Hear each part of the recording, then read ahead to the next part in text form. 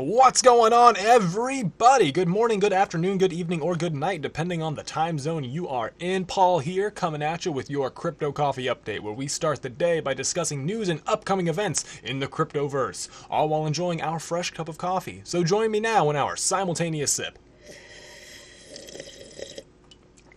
That is good coffee. Alright guys, so we're going to go ahead and start with the news. You know by now, perhaps, that I'm the sort of person that really can't stand unwarranted hype.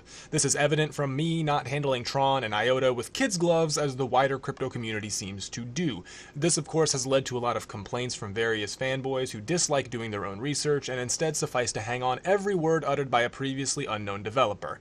I've heard it all from, have you spoken to the dev? Like he's some sort of enlightened guru and the technology doesn't speak for itself, to stop spreading FUD, a phrase that we've already explored to be the new heresy in the minds of those who prefer not to really think for themselves and instead just use ad hominems.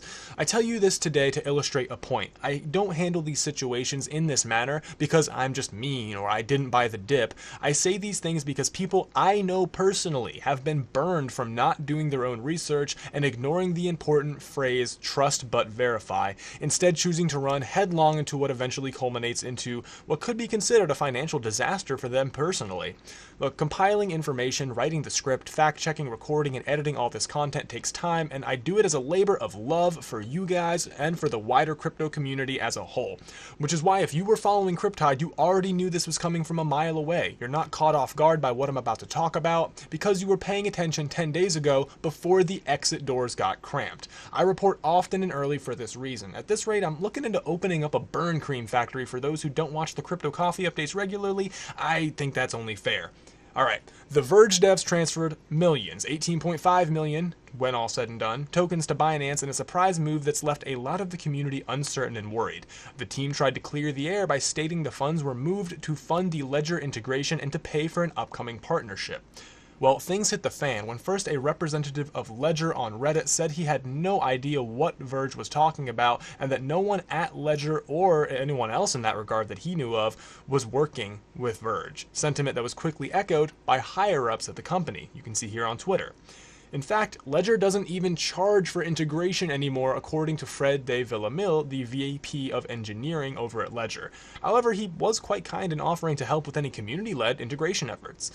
This suspicious transfer of funds under false pretenses comes on the heels of a major hack experienced by Verge just over a week ago.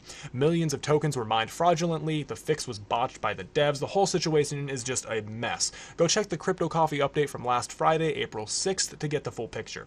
Look, none of this is stacking up in Verge's favor. Last time I gave them the benefit of the doubt. Maybe they're just well-meaning idiots rather than nefarious actors. Who knows?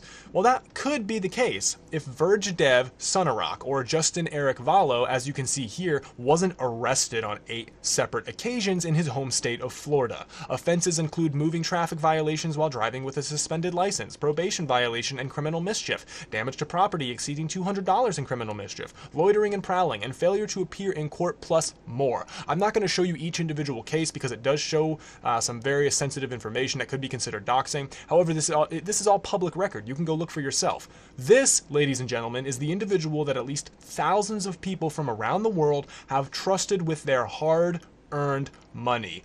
This is why I'm so adamant in my research and do what I do for you guys. You never know who's on the other end of that keyboard promising you the world on a silver platter. Okay, personal anecdote time. I know an individual who was involved with a company similar to Bitconnect, one of those things that guarantee you a return plus a bonus for every unsuspecting friend or relative you rope into the scam with you.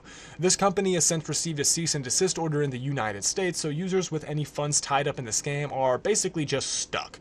So before the letter went out and things went sour, this person just in passing brought up what they were doing. I said, hey man, look, we've seen things like this before in the past, and while I can't say with 100% certainty what's going on behind closed doors, just from what you told me, this sounds and looks fraudulent.